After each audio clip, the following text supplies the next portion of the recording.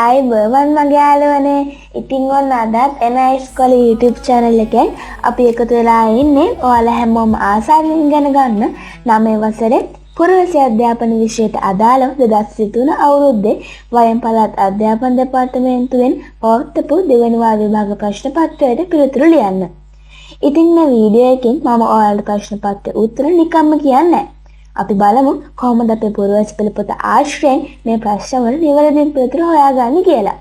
ඒ වගේම අනෙක් පිළිතුරු වැරදි වෙන්නේ ඇයි කියලාත් අපි සරලවම කතා කරමු. ඔන්න එහෙනම් හැමෝම ලෑස්ති වෙලා ඔයාලගේ ප්‍රශ්න පත්‍රයේ පළවෙනි ප්‍රශ්න දිහා බලන්නකෝ.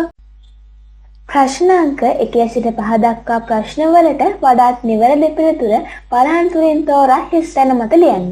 ඔන්න යාළුවනේ පළවෙනි ප්‍රශ්නේ තියෙන්නේ නිවැරදි පිළිතුර හිස් තැන මත ලියන්න. ප්‍රශ්න අංක 1.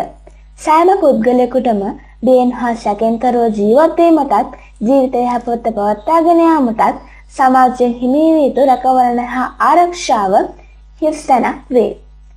පිළිතුරු අංක 1 සමාජ සුරක්ෂිතතාව. පිළිතුරු අංක 2 නීතියේ ආධිපත්‍යය.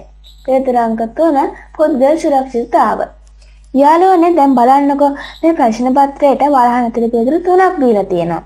අපි යමු අපේ 9 වසරේ පුරවැසි අධ්‍යාපන පෙළපොතට. ඔයාලට මතකද යාළුවනේ අපි පළවෙනි පාඩමේ නම? ඔව් පළවෙනි පාඩම තමයි යාළුවනේ සමාජ සුරක්ෂිතතාව කියලා කියන්නේ. දැන් ඔයාලා හැමෝම මේ පෙළපොතේ තියෙන මේ පාඩමේ පළවෙනි පිටුවට පෙළ ගන්නකෝ. හරි. අන්න එතකොට ඔයාලට බලා ගන්න පුළුවන් හරියට මෙන්න මේ වාක්‍ය දීලා තියෙනවා. සෑම පුද්ගලයෙකුටම බියෙන් හා සැකෙන්තරව ජීවත් වීමට අයිතියක් තිබේ. එම අයිතිය තහවුරු වීමෙන් සමාජ සුරක්ෂිතතාව තහවුරු වේ. ඒ වගේම මුළු පාඩම අපිට කතා කරන්න යාළුවනේ සමාජයේ ඇතුලේ පුද්ගලයාට බියෙන් සැකෙන්තරව තමන්ගේ ජීවිතය යහපත් පවත්වාගෙන යන සමාජයෙන් ලැබෙන රැකවරණය සහ ආරක්ෂාව ගැන. අන්න ඒ නිසා යාළුවනේ මේ හිස්සනට එන්න ඕනේ නිවැරදි පිළිතුර තමයි සමාජ සුරක්ෂිතතාව කියලා කියන්නේ. ඉතින් යාළුවනේ දැන් අපි බලමු වරහන් තුල තියෙන මේ අනික් පිළිතුරු දෙක මේකට ගලපෙන්නේ නැත්තේ ඇයි කියලා. යාළුවනේ නීති ආධිපත්‍ය. ඒ කියන්නේ නීතිය හැමතෙම වඩා ඉහළින් ක්‍රියාත්මක වීම සහ නීතිය ඉදිරියේ සියල්ලන්ම සමානයි කියන එක. ඉතින් ඒක සමාජ සුරක්ෂිතතාවයට කරන උදව් වෙන එකක් නීතිමය සංකල්පයක් විතරනේ. ප්‍රශ්නේ අහලා තියෙන්නේ මුළු මහත් සමාජයෙන්ම පුද්ගලයාට ලැබෙන පොදු රැකවරණයට කියන්නේ මොකද්ද කියලා.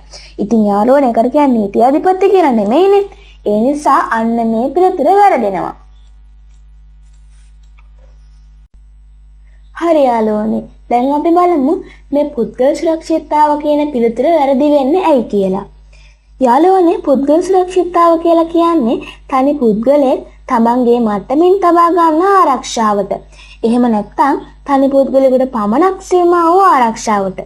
නමුත් මෙතන ප්‍රශ්නේ පැහැදිලිවම කියනවා සමාජයෙන් හිමි යුතු රැකවරණය හා ආරක්ෂාව කියලා. ඉතින් යාළුවනේ මුළු සමාජයම යහපත් සහ ආරක්ෂාව වෙනුවෙන් ක්‍රියාත්මක වන පොදු රැකවරණය අපි හඳුන්වන්නේ සමාජ සුරක්ෂිතතාව කියලා. ඒ නිසා මේ පුද්ගල සුරක්ෂිතතාව කියන පිළිතුර මෙතනට සම්පූර්ණයෙන්ම ගැලපෙන්නේ නැහැ.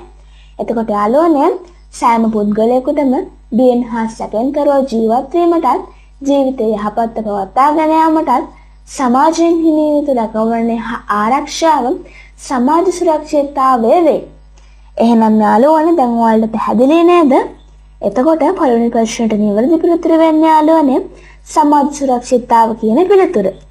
එහෙනම් අපි ඊළඟ වීඩියෝ එකෙන් දෙවෙනි ප්‍රශ්න ගැන මේ වගේම ලස්සනට කතා කරමු.